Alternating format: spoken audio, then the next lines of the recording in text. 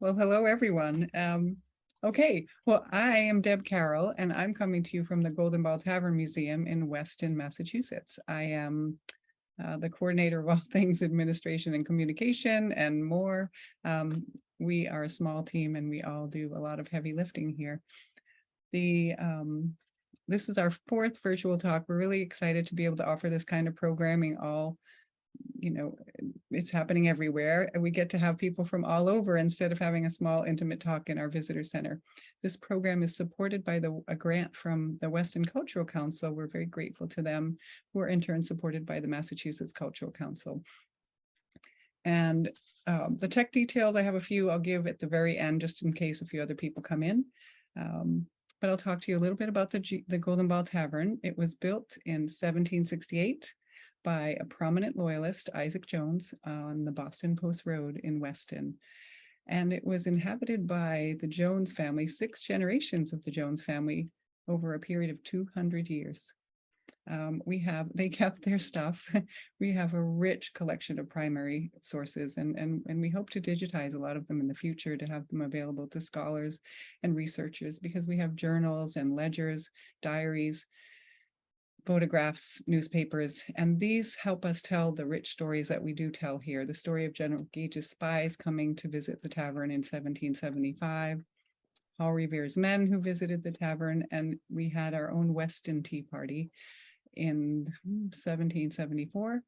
And there the townspeople were trying to get Isaac to turn into a patriot. He was a staunch, principled man who was a loyalist. Our mission is to preserve and protect this National Historic Site, which we are very delighted that it is, and to advance the understanding of the Loyalist story, the Loyalist experience during the Revolutionary War, and also the story of 200 years of the Jones family history. Just to make sure I don't forget anything else I want to tell you about us, I invite you to learn more about the museum on our website. It's goldenballtavern.org, and you can become a member. We are listed on the National Register of Historic Places, and we're entirely self-sustaining, so your membership supports the museum. You can also just sign up for our mailing list there and get all the news about any other talks we're holding, and our in-person events such as cider, beer and mead tastings and other fun events. And this Saturday, we have next Saturday, I beg your pardon, the 24th, our largest annual fundraiser, our 55th annual barn sale, where we blend history, antiques, and all that kind of thing together to help support the museum. I think that is everything I need to say about us. And technical details are, please put your questions in the Q&A so that at the end, John could address them if he has them. And without further ado, I will also introduce John, who many of you will know already, John Bell, who is an author of The Road to Concord, and I know the author of many other articles and book chapters, and the website Boston 1775, which we love and is so exceptionally well researched. And in John's words, which I love, providing daily helpings of history, analysis, and unabashed gossip about revolutionary New England. And now he's going to tell us about the spies, General Gage's spies, who came to visit the Golden Ball in 1775. I'm so looking forward to this, John, and I'm going to turn this over to you. Okay. Thank you to Deb and Joan at the Golden Ball Tavern. And thank you to everyone in Weston and the Weston Cultural Council who have supported this event. I've enjoyed visiting the Golden Ball Tavern over the years, and I've really enjoyed looking deeper into their story. Many people probably already know the story of the British Army spies who visited the Golden Ball Tavern in February 1775, which was less than 2 years before the Revolutionary War broke out. You know the basics. But I'm going to try to put that event into context and to reveal some new facts about it. The context I'm talking about is the struggle in Massachusetts at that time and in the lives of those 2 or 3 men who came as spies. Now, how far back should I go? I'm going to start with the Boston Tea Party in December 1773, and that ticked off the British government in London. It convinced them that the town of Boston needed more discipline. So General Thomas Gage arrived in Boston in May 1774 as the new royal governor. He was already the commander-in-chief of the British Army in North America, and with him, he brought troops back into central Boston. They had been there before, starting in October 1768, and that hadn't gone well. And after the Boston Massacre, they had been removed. Gage and the military came back and they started to enforce Parliament's new law, the Boston Port Bill, which meant no ship could come from Britain or another colony and unload in Boston, nor any ship sail from Boston to another colony until the town repaid the cost of the ruined tea. And there were Royal Navy warships in the harbor to enforce that, and Parliament passed a couple of other, what they called coercive acts to support Gage. Then the Massachusetts Government Act arrived in August 1774. And with this law, Parliament made permanent unilateral changes in the provincial constitution. And that it curtailed the bottom-up influence of voters and increased the top-down control of London. And that provoked an immediate response from the people of Massachusetts with county conventions and court closings and other things starting actually in the western counties and moving east. And in August, Gage swore in his new council, who were all appointed from London. They were all friendly loyalists. And towns immediately started to pressure those men not to take their seats, to resign. And if they didn't agree to resign, then they were basically chased out of town and had to go into Boston for protection from the troops. On September 1st, Gage had his soldiers seize gunpowder from this storehouse in Somerville. And those redcoats also took back 2 cannon used by a militia company in Cambridge. And on September 2nd, the next day, the people responded with 5,000 men marching in their militia companies into Cambridge. And they forced every royal official in town to resign or apologize up to the lieutenant governor. So on September 3rd, it was clear that there was a new balance of power in Massachusetts. General Gage's authority as royal governor stopped at the gates of Boston. The rest of the colony was, for all practical purposes, independent of royal control. It was also clear on that morning that the conflict, which had been going on for years in a political realm, had a military dimension. And one of the first consequences of that was that General Gage sent for more troops from New York, from Quebec, and they would arrive over the next couple of months. Another consequence of those events in early September 1774 was what I call an arms race for cannon. There were actually lots of artillery pieces in Boston and the surrounding towns. They were in batteries built along the shore, originally meant to protect the shore from the French and the Spanish navies. They were in armories or gun houses built for the official province militia. And then there were also cannon in private hands because merchants needed to have cannon on their ships just in case there was a war, and or during the times of war, they would need to protect those ships or turn those ships into privateers. So that meant a lot of merchants had cannon in their inventory left over from the last war, and a lot of hardware merchants had cannon ready to sell for the next war. So in September 1774, the British Army and the people of Boston raced to take control of all that ordnance. For example, the people of Charlestown emptied the cannon out of their shore battery.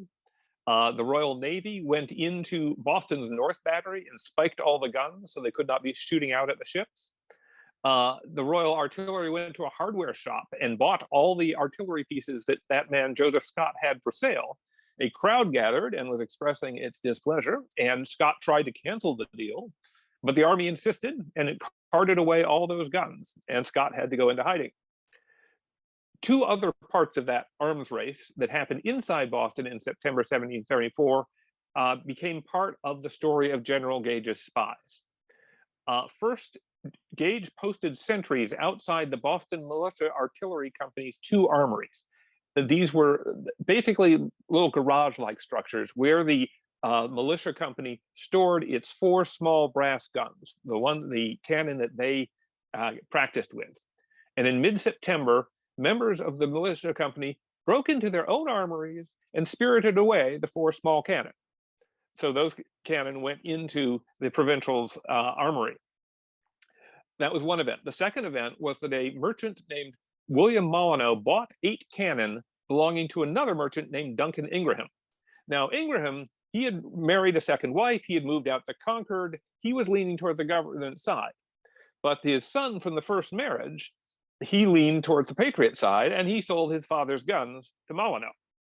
Robert Gross, the great historian of Concord, sent me this document about that transaction. Molyneux had been one of Boston's most radical leaders since the late 1760s. He was probably the only top Whig actually at the Tea Party, for instance. And he was taking the lead to help prepare Massachusetts for war. Gage tried to warn London about what he was seeing in Massachusetts. He told the Secretary of State and the Secretary of War that most of New England was in rebellion. He urged the government to send more soldiers and spend more money. He even suggested suspending some of the coercive laws, which the prime minister just couldn't understand. You don't suspend laws. The ministers in London simply couldn't believe what they were reading from Gage, and they lost respect for him. Meanwhile, the Massachusetts Patriots acted to fill the vacuum of government outside Boston, and they formed the Massachusetts Provincial Congress, a forbidden legislature. In Weston, the town had usually elected Elisha Jones to the Massachusetts General Court, the regular legislature. He was the richest man in town, colonel of the militia regiment, often moderator of the town meetings. He was also a cousin of Isaac Jones at the Golden Ball Tavern. In early 1774, Elisha Jones chaired a town meeting that decided to vote against forming a committee of correspondence. Basically, they were saying, we are not going to be part of Samuel Adams's troublemaking resistance to the crown. But by the end of 1774, the tables had turned in Weston. The town voted to send a man named Brattle Smith to the rebellious Provincial Congress. They replaced Elisha Jones as militia colonel with Brattle Smith. And by the end of the war, Elisha Jones was seeking refuge in Boston, guarded by redcoats.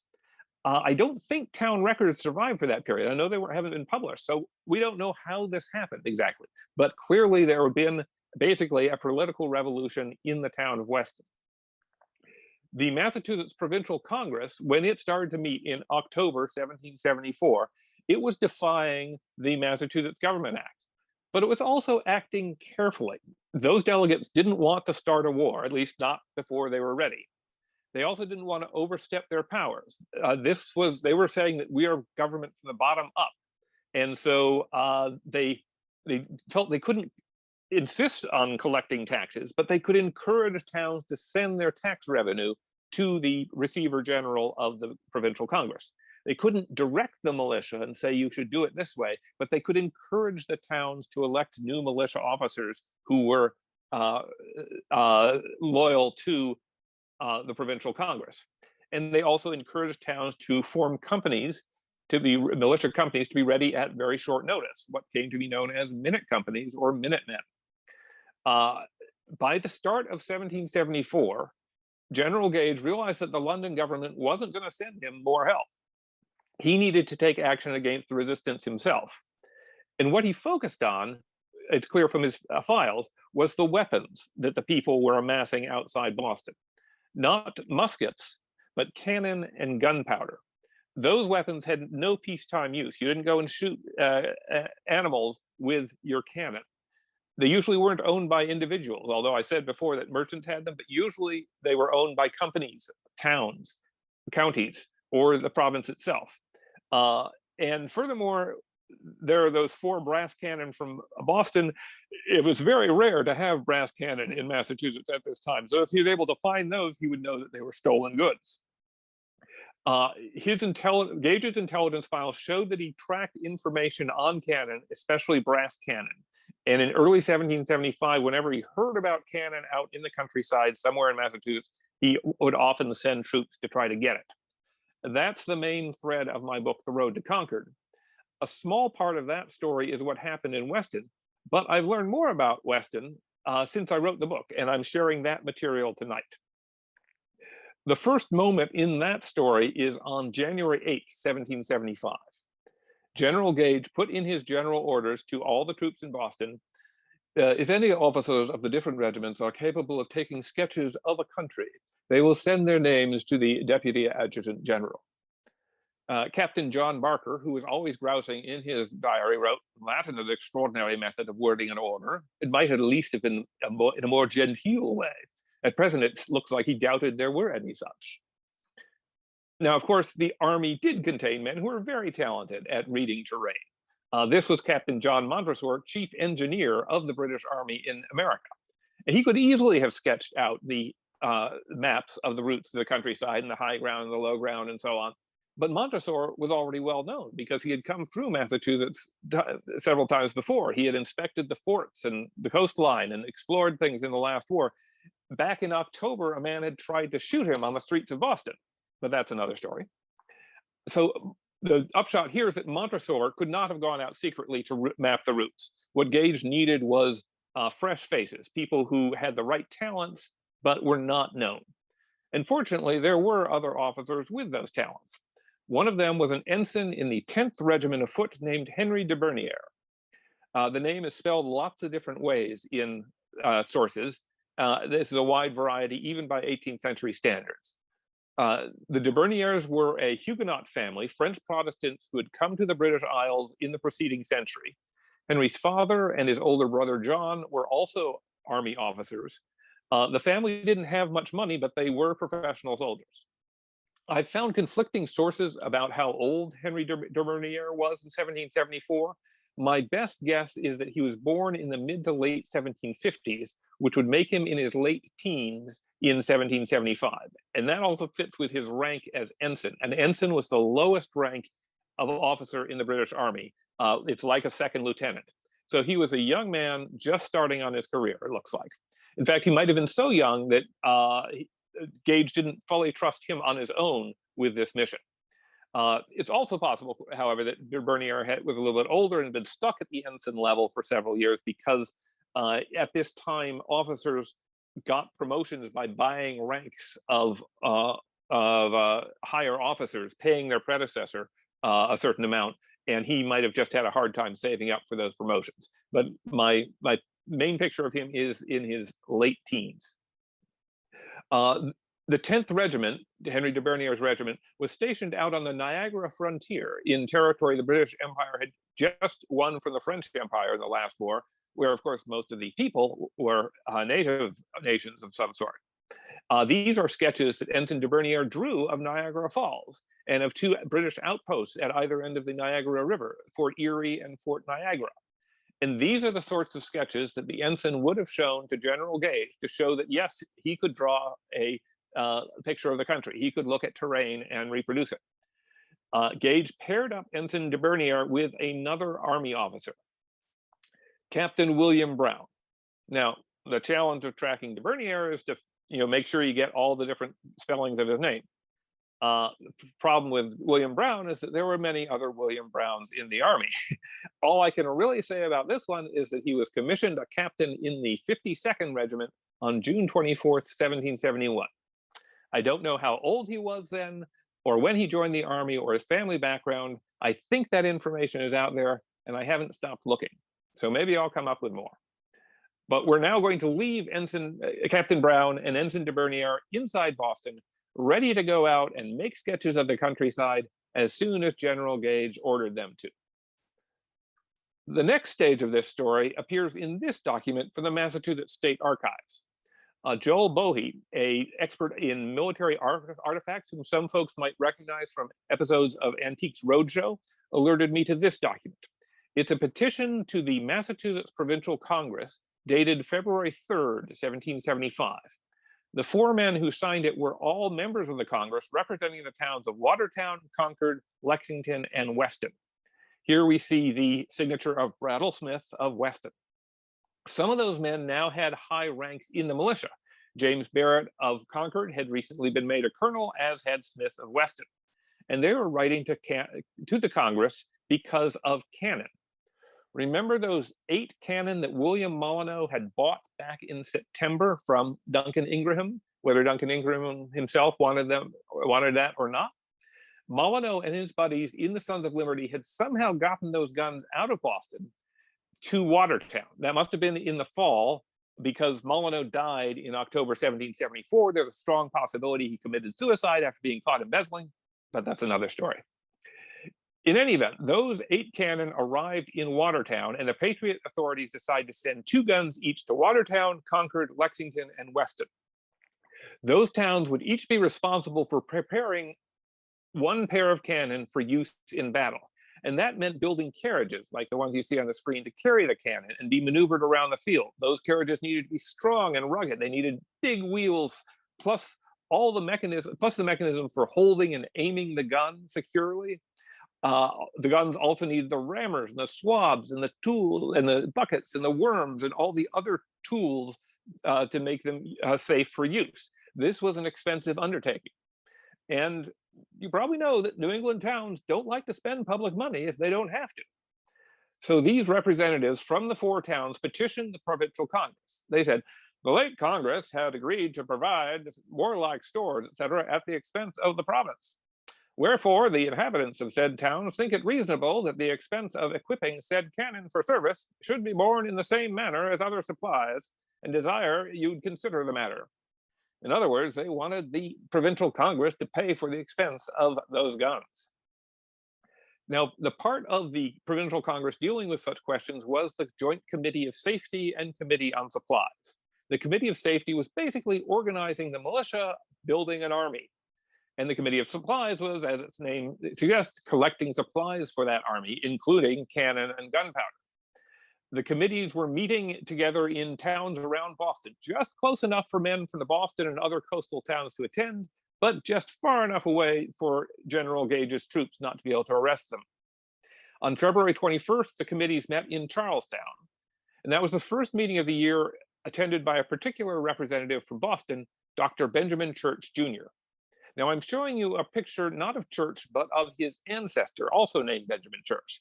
He was famous for leading New England troops against the Native Alliance in King Philip's War, and that campaign ended in a massacre called the Great Swamp Fight of 1765. Later, Colonel Church also led troops against the French settlers at Acadia. For New Englanders, Colonel Benjamin Church was a hero, and Dr. Benjamin Church came from a very illustrious family. In the late 1760s and 1770s, Dr. Church was one of the top leaders of the Boston Patriots. He had been in their strategy discussions for years. He had served on many committees. He delivered the oration to commemorate the Boston Massacre in 1773, and he was especially known for writing satirical verse for the newspapers. In 1774, the town of Boston elected Dr. Church to the Provincial Congress, and he became a member of the Committee of Safety, along with Dr. Joseph Warren. Back in January, Dr. Warren and Dr. Church had discussed Boston's 4 stolen cannon and how they had been smuggled out to Dorchester. And in fact, Dr. Warren told Samuel Adams in a letter that Dr. Church was the only man he had discussed this with. That was how important this secret was. Unfortunately for the Patriots, Dr. Church had become a paid spy for General Gage. Dr. Church was keeping a mistress in what is now Brighton, and he needed money. A few years ago, in a report from the National Park Service, I figured out who that woman was, but that's another story. What matters to this story is that on February 21st, the day that Dr. Church first met with the Committee of Safety and Supplies, General Gage suddenly had a lot more information in his intelligence files. And a lot of that information was about the Provincial Congress's cannon, where they were, how ready for battle they were, who was working on them, what blacksmiths were upset at not being paid, who had stopped work for not being paid. On February 22nd, the very next day after receiving all that useful intelligence, General Gage wrote out orders for Captain Brown and Ensign de Bernier. What we know is that Gage told those 2 officers to go through the counties of Suffolk and Worcester, taking a sketch of the country as you pass. In particular, Brown and de Bernier were to mark out roads, towns, rivers, passes, fords, heights, woods, travel distances, and sites proper for encampments, i.e. for the British Army to plump down and occupy a town. Gage told the officers that he expected to have occasion to march troops through the country the ensuing spring. The next day, Brown and de Bernier set out on the ferry across the Charles River. With them, they had brought Brown's servant, probably an enlisted man, named John. The officers were dressed in civilian clothing, pretending to be surveyors, simply out looking for good farmland to invest in or something. The three men headed west through Charlestown and Cambridge out to Watertown. And de Bernier wrote, "A little out this town, we went into a tavern, a Mr. Brewer's, a Whig, or a patriot. We called for dinner, which was brought in by a black woman. At first he was very civil, but afterwards began to eye us very attentively. We observed to her that it was a very fine country, upon which she answered, 'So it is, and we have got brave fellows to defend it. And if you go up any higher, you'll find it so.' This disconcerted us a great deal. After we had left the house, we inquired of John, our servant, what she had said. He told us that she knew Captain Brown very well and knew him to be an officer, and that she was sure I was one also, and that John was a regular, i.e. a soldier. He denied it, but she said she knew our errand was to take a plan of the country. At that point, the two spies knew that their cover and their mission had been blown. But it didn't appear that the woman had told anyone else. Nobody was trying to arrest them, or so far as they could tell, nobody was trying to follow them yet. Furthermore, they felt they had a many number of enemies in town because the general had chosen to employ us in preference to them, and that if we went back, we should appear very foolish. Brown and de Bernier's many enemies were their fellow officers who had been rivals for General Gage's favor. So because of that, not wishing to appear foolish, they decided it was absolutely necessary to press on to Worcester.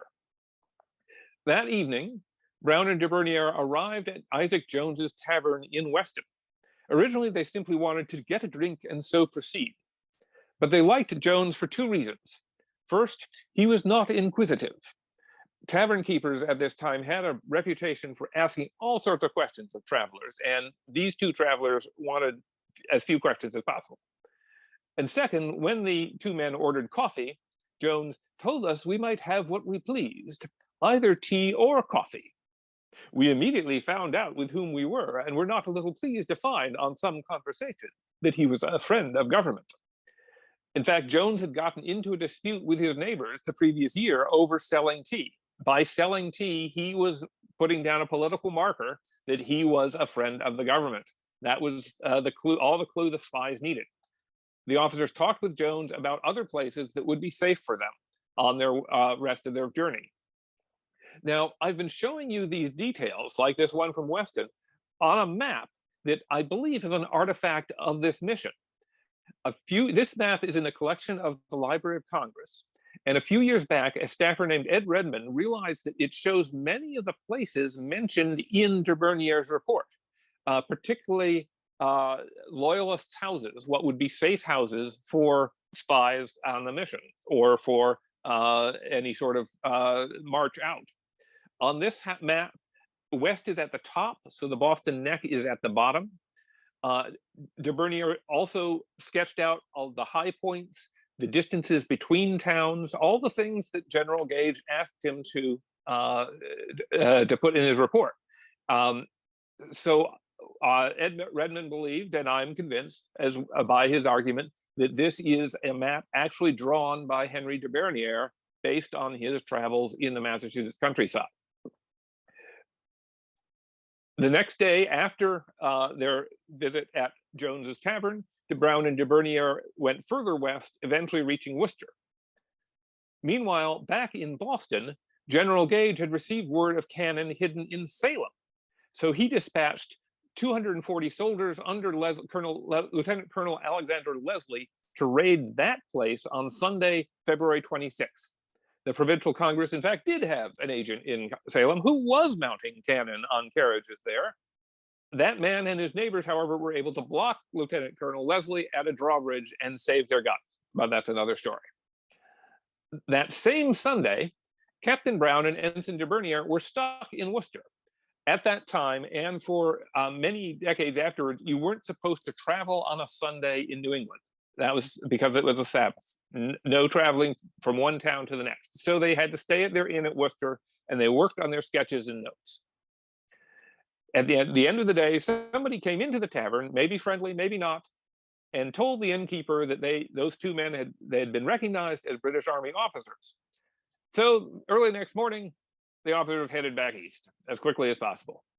They came back through Framingham, where they saw militia training, and on Tuesday, they were back at Isaac Jones's Tavern in Weston, again, feeling safe because they could trust Jones. De Bernier wrote, "We slept at Jones's that night and got all our sketches together and sent them to Boston with our map." And in fact, they felt safe enough that, that the next day they headed to Marlborough to do some more scouting. But by this time, everyone in Massachusetts had heard about the British Army raid in Salem. They knew that the Army was looking to go out into the countryside and grab things. And lots of people had probably heard now that there were 2 British Army officers, or at least 2 suspected British Army officers, scouting around this part of Massachusetts. And the weather was turning bad with a February snowstorm arriving. Brown and de Bernier made it to the house of Henry Barnes in Marlborough. He was a loyalist who had been at odds with his neighbors for years. This portrait of Barnes was a quite exceptional portrait. It was made by Prince Dima, young man who had been born enslaved into that family.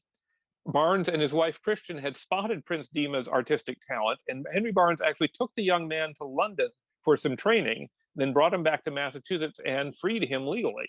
And he became, for a short time, a portrait painter in Boston. But that's another story. In February 1775, the Patriots in Marlborough realized that Henry Barnes was hosting spies. Men from the local committee of Marlborough showed up at his house and started to ask questions, started to ask the little girl he and his wife were raising, who are the men with your papa? And Henry Barnes came to the 2 officers, came to Brown and de Bernier and said, "You have to leave." So they were there for only 20 minutes. And they had to go back out into the snow, heading back to their refuge in Weston. De Bernier wrote, "At last we arrived at our friend Jones's again, very much fatigued after walking 32 miles between 2 o'clock and half after 10 at night, through a road that every step we sunk up to the ankles and blowing and drifting snow all the way." And the next day, Isaac Jones sent the men on a safe road to Boston, avoiding Watertown, since they were already known there. And so that was the end of their first mission. They had stopped in at Isaac Jones taverns 3 times, and it was really the only place they had felt safe. Around the same time, General Gage started to receive reports from a spy in Concord. I still don't know who this is, and I'd love to find out. He or she reported that the 4 brass cannon stolen from Boston were in Concord. Plus, there were a lot of iron cannon there and gunpowder and other material. The spies even reported on which individuals were holding that material in town. And the cannon that Gage was most looking for, the ones from Boston, were being held on the farm of James Barrett, that militia colonel and delegate to the Provincial Congress. He was one of the 4 men, along with, including Brattle Smith, who had written about the expense of mounting cannon back in February. And he still had those cannon and others. Gage wanted to confirm what his Concord spy reported. So he turned to his spies, Captain Brown and Ensign de Bernier. Sure, they had already been recognized once out in Massachusetts, at least once, but this time they were going to a different town, so it would be safe. On March 20th, Brown and de Bernier headed out to Concord. That trip wasn't as eventful as their first one, or de Bernier just didn't record as much about it. They reached Concord and confirmed that the Patriots had those 4 brass cannon concealed in some place behind the town in a wood. That wording suggests that they didn't actually see the hiding place on Barrett's farm, but somebody local told them where it was. While in Concord, they connected with another loyalist, the lawyer Daniel Bliss. He no longer felt safe in Concord, especially with the 2 officers now visiting him. So he came with Brown and de Bernier as they headed back to Boston. Interestingly, the map from the Library of Congress shows the roads to Concord. It doesn't show Worcester. Up in the upper right, it shows Concord. But it's also notable that it does not include the road directly from Cambridge through Menotomy, through Lexington, through Lincoln to Concord. Instead, it has Weston on it. So it's quite possible that when they went to Concord, Brown and de Bernier did not actually take the route that would be followed on April 19th. And that could be significant. Somebody using this map would not know that the direct road from Cambridge to Concord went right past the Lexington town common. That spring, the Provincial Congress began to assemble its artillery forces. It felt that it had enough guns ready for war that it would start assigning them to companies who would then train. The Committee of Safety concentrated most of its cannon in Worcester and Concord. General Gage knew that from Dr. Church. He knew that from the Concord Spy. From Brown and de Bernier, he knew how far Worcester was, and he knew that Concord, where the 4 brass cannon were, was closer. So when on April 14th, General Gage received orders from London to take action against the rebellion, even if such a proceedings would be, according to your own idea of it, a signal for hostilities, i.e., even if Gage might start a war, he drew up orders for a march to Concord on April 18th and 19th, 1775. Captain Brown and Ensign de Bernier were part of that famous march. Brown was the captain of the light infantry company of the 52nd Regiment, which supplied some of the troops for the march. The head of de Bernier's 10th Regiment, Lieutenant Colonel Francis Smith, commanded the mission. And de Bernier went along probably as a scout on horseback, because I don't think his company was, the soldiers he commanded were part of that. But he would be a good person to take along because he had been to Concord before. Daniel Bliss of Concord also went out as one of the civilian scouts, people who knew the roads, knew where people were. The column left Boston late at night on April 18th, 1775. And on the way to Concord, the expedition had to pass by the Lexington Town Common. At dawn, part of that town's militia company was drawn up with their guns. The light infantry company of the 10th Regiment confronted those men. There were shooting and men died. The first military deaths of this conflict. The British expedition continued on to Concord. That town's militia companies were also assembled under Colonel James Barrett, but they pulled back and the Redcoats took over the town. Ensign de Bernier didn't record what he did during those hours, but we know that 4 companies went further west across the North Bridge to search James Barrett's farm, where the spies had said the 4 brass cannon were. And one of those 4 companies was the 52nd Light Infantry under Captain William Brown. So he and his men were actually out at the farm at the where Boston's brass cannon had been hidden, the farthest extent of that march. And Boston's brass cannon had indeed been hidden there until the night before. All they found at Barrett's farm were some wheels for cannon carriages. So they burned those and then they headed back east. And as they crossed the North Bridge, they found the bodies of 2 or 3 dead redcoats killed in a confrontation at that bridge while they were searching the farm. One of those soldiers had not only been shot, but had been hatcheted in the head. So now both sides, Crown and Provincial, had lost men, had seen men killed, and both sides believed the other side had started the violence, and both sides believed the other side had committed atrocities. So the war was really on. And by the end of the day, the Provincial militia was besieging the army in Boston.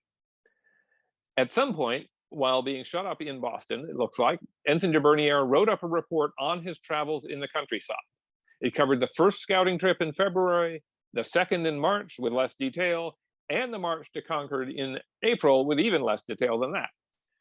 That report is our major source, practically our only source on the, de Bernier's spy missions.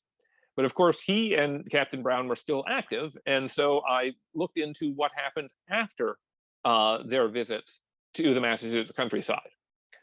On June 16th, 1775, the Provincial Army moved to forestall the British from taking the Charlestown Peninsula, north of the Boston Peninsula. And overnight, the Provincials moved on to Charlestown and built their own small fortification atop a rise called Breed's Hill, a bump on the larger Bunker's Hill.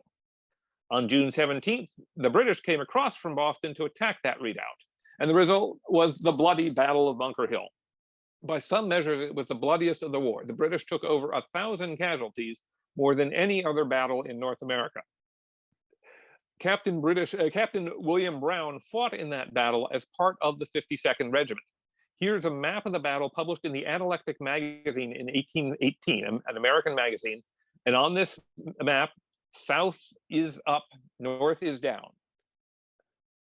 Here we see the 52nd Regiment first lined up on the Charlestown shore. They advanced uphill against the east side of the regiment, of the redoubt, where the Provincials had spread out. And by the end of the day, after the British had taken the American positions and driven the Americans off because they ran out of gunpowder, the 52nd Regiment was camped on the west side of Bunker Hill, close to the narrow neck that led to the rest of Charlestown and Cambridge. In other words, the 52nd Regiment was on the front lines closest to the Provincials, and also Captain Brown had been wounded in the leg. He was one of those thousands casualties. I don't know if Ensign Henry de Bernier fought in that battle, but he did draw the sketch that this map was engraved from. Captain Brown recovered back in August. On August 1st, the British command in London made Captain Brown a brigade major, and that post had administrative responsibilities, a corresponding rise in pay. General William Howe announced the promotion in his orders the following May when the news arrived in North America. By then, the British regiments were in Halifax because they had evacuated Boston in March 1776. The 10th and 52nd Regiments were part of the army that came back to America after the Declaration of Independence, capturing New York in the fall of 1776. Brown and de Bernier were therefore part of that invasion force. Those regiments fought in more campaigns, including the capture of Philadelphia in 1777. In 1778, Brown's 52nd Regiment was drafted, which means that its veterans were distributed to other regiments and its officers went back to Britain and began to recruit new soldiers. And around that time, Brown was promoted to be the major of the 49th Regiment. Later in 1778, that unit took part of the British conquest of Santa Lucia from the French in the Caribbean. And in 1780, the 49th moved to Ireland. Around the start of 1783, Major Brown was promoted to be a lieutenant colonel in charge of the 49th. And a member of the British Parliament stated in that period, Colonel Brown is one of the best officers in the army, that he had distinguished himself on service and was remarkable for a strict observance of discipline in the regiment, and an excellent corps of officers emulated his example. And that's as far as I can trace William Brown. Again, his very common name makes it easy for him to lose in a crowd, but he appears to have been a successful and respected British Army officer. Meanwhile, so we leave him in Ireland. Meanwhile, Henry de Bernier's 10th Regiment fought in the battles of Monmouth and Rhode Island. He became a lieutenant during the war, then a captain lieutenant sometime in 1783. As of 1792, he was a captain, still with the 10th Regiment, stationed on Jamaica in the Caribbean, and 3 years later, he is promoted to major. Britain's wars with revolutionary and Napoleonic France opened up more opportunities for army officers.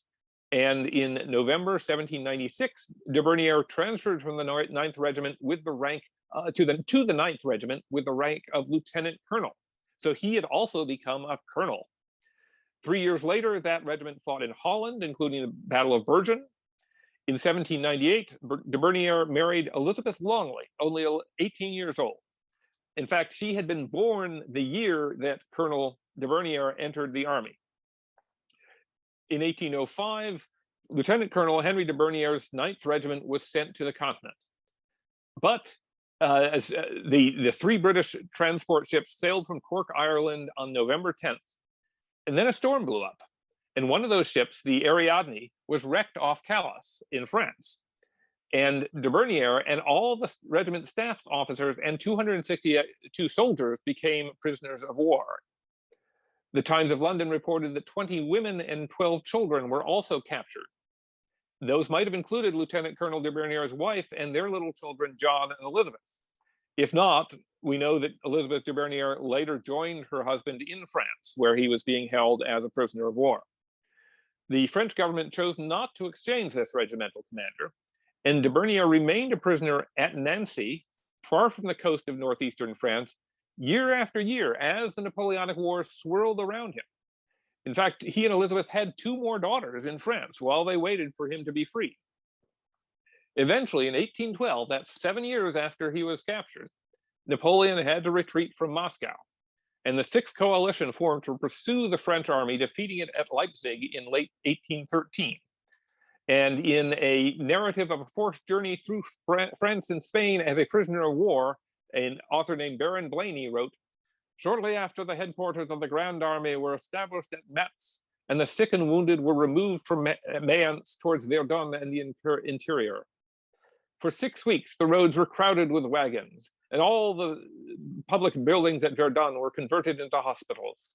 At the same time, a hospital fever prevailed at Mayence and was conveyed to Metz and Nancy, in which latter place Colonel de Bernier of the 9th Regiment fell a victim to it, universally regretted. Henry de Bernier thus died a captive in the land of his Huguenot ancestors on December 6, 1813. That was 38 years after he had come through Weston as a young ensign and a spy. And that is the complete story, as far as I can tell right now, of Henry de Bernier and William Brown and their spying mission in Weston in 1775. So I'm going to stop sharing my screen and would welcome questions about what I've left out, what I haven't been able to find, and what parts of the stories you like best.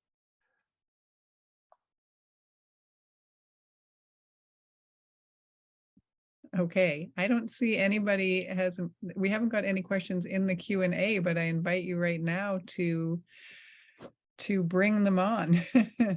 I know our director is out there and some of our trustees are out there, and I'm here if you want to ask. And here we go. There's the first one. There's not been a book on this topic for many years. Is there one forthcoming?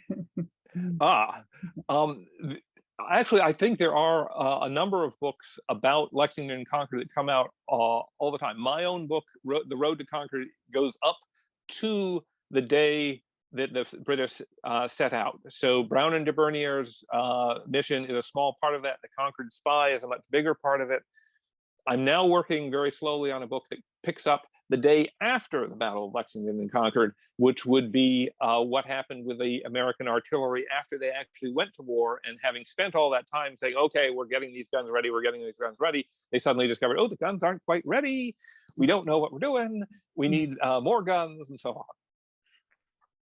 Our next question, do you know about what they used for sketching and drawing? Pen and ink?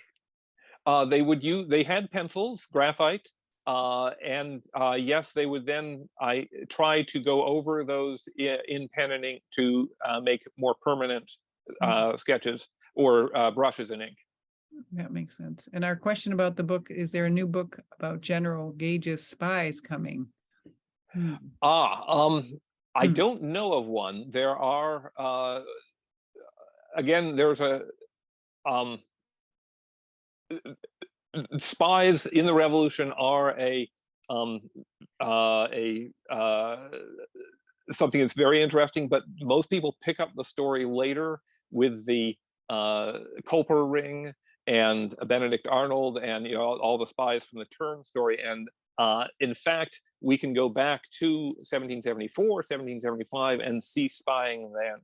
And so maybe eventually I'll come up with that. I did do a report for the National Park Service on spying, counterintelligence and counterintelligence from General Washington's point of view. And that's 2 chapters of the report. And I tried to blow the lid off as many covers as I could. And our director is asking, well, first says wonderful talk, which many people in the chat are saying the same. Do you think that the Spies stay with Isaac Jones had an influence on where the Revolutionary War started? I think that their mission was most important in telling Gage that he should not try to go out to Worcester. He should try to, that was simply going to be too far. I think that in an incremental way, their mission also put the Patriots and the people of Massachusetts more on the alert. There are, for instance, there was a local tradition in Watertown written down many years after the war in a local history saying that British spies had come out and inquired about cannon. And that's probably Brown and de Bernier. And I don't know if they were actually asking about cannon, but that certainly was, if you're hiding cannon in town, as the people of Watertown were, and spies come through, you're immediately thinking, oh, they're after the cannon.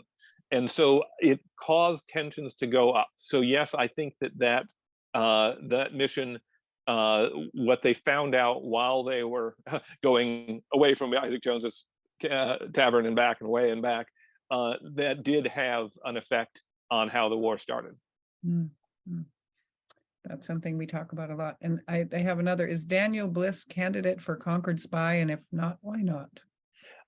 He would be a candidate in terms of his ideology, but since he left and went back to Boston with Brown and de Bernier in late March, that means he could not have been the person who was still sending messages from Concord up until the day before the march in April 18th, 1775. So it has to be somebody else. Now, somebody else who was out in Concord at the time was Duncan Ingram, the man whose cannon had been taken away by his own son and sold to the Provincials. And so right now he is tops on my list for the possible identity of the Concord spy. Wow. Wow. I have one actually in the chat. Were their drawing or map making skills ever used afterwards? And what other Loyalist houses still exist in Massachusetts besides the Golden Ball Tavern? That's two questions. Okay. Let's see. Where did they use their maps? Occasionally, some people who had military training did become commercial artists, or in the case of Loami Baldwin, an American colonel, he became a civil engineer. So those could be useful. In the British Army, a lot of people were in there for life. They were career Army officers. De Bernier certainly was. John Montresor, the chief engineer, was, and so on. So they would keep using those skills in the Army. The question of the Loyalist houses, yes, there are a lot of Loyalist houses in and around Massachusetts, partly because the very top echelon of Loyalists they were rich. They had big houses. People didn't want to get rid of the big houses if they could reuse them. So they were reused as taverns. They were reused as boarding schools. They were reused as mansions. Sometimes they've been rebuilt. Sometimes they've been moved. But yes, you can actually do.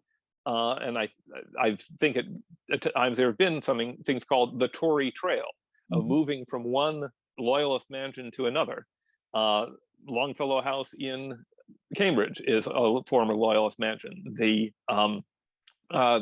center of Jamaica Plain, the Loring Greenough House is a Loyalist mansion. So yes, there are quite a number of those, and they're quite handsome for people who like Georgian architecture.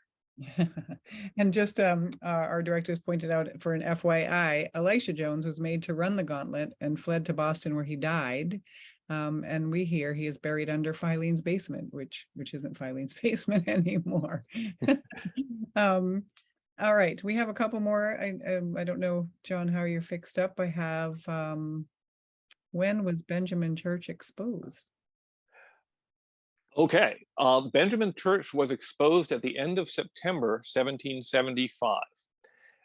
He was trying constantly to send messages into Boston, mostly because he wanted to be paid by General Gage. He really needed that money. So practically all of his messages are either here's a little bit more tidbits and when are you going to pay me, or simply when are you going to pay me? And he sent one of these messages through his mistress, who went to the town of Newport in Rhode Island. Newport was sort of neutral ground. There were patriots in charge there. There was a Royal Navy warship in the harbor. Everyone was trying to get along. She made the mistake of asking her ex-husband if he would pass on the message, and he didn't. And then she went back to him and said, "Why haven't you passed on the message?" Which alerted him that, oh, she knows that I didn't pass on the message, which means that there's something going on. And he opened the message and discovered it was in cipher. And he took it to the authorities in Rhode Island, who took it to General Washington in Cambridge, who had the cipher deciphered, and then also found this woman in Brighton, brought her over, interrogated her for several hours until she finally admitted who she had sent the letter for, her lover, Dr. Benjamin Church, and he was arrested. He was held in Cambridge. There were lots of problems with his trial.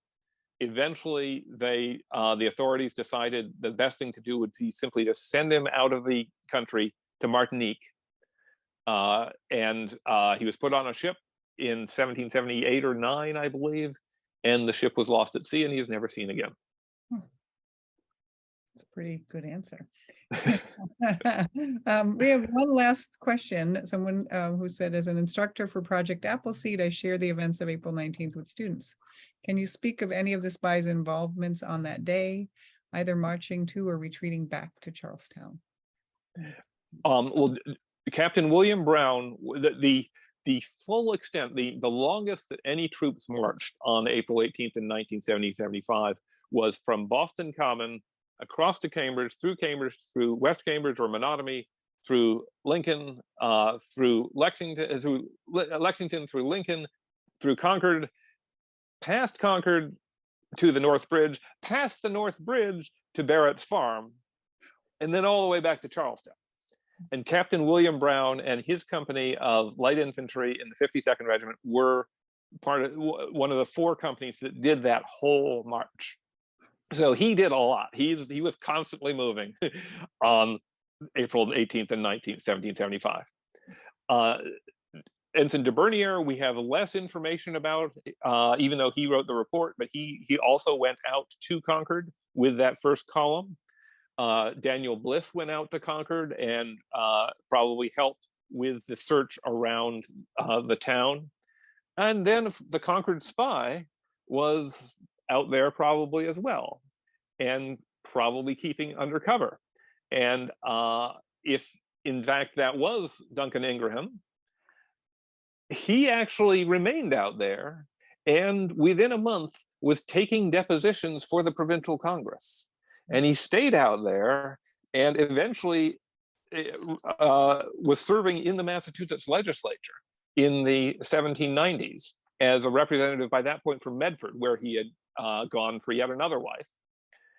And so one of the things he did as a legislator was he asked to be paid for the cannon that he had not wished to be sold to the Provincial Army in the first place, and he got paid. So whatever what he was doing, he came out in the end with money. Wonderful. Well, I can just say there's a lot of applause for you in the chat. A wonderful talk. Thank you for sponsoring. Thank you, JL, for your knowledge and humor and your fascinating scholarship. And this is awesome. Thank you for your insight. Everybody is really very grateful to you, John, as are we. So thank you so much. If you want to see this again, it'll be sent to all the registrants once I have it uploaded, and it'll be on our YouTube channel where we have other talks there with other wonderful historians and authors. And we hope someday to have you back. I hope to have as much to say. So thank you very much, Deb. Thank you, Joan. And thank you to everybody in the audience and everybody in Weston.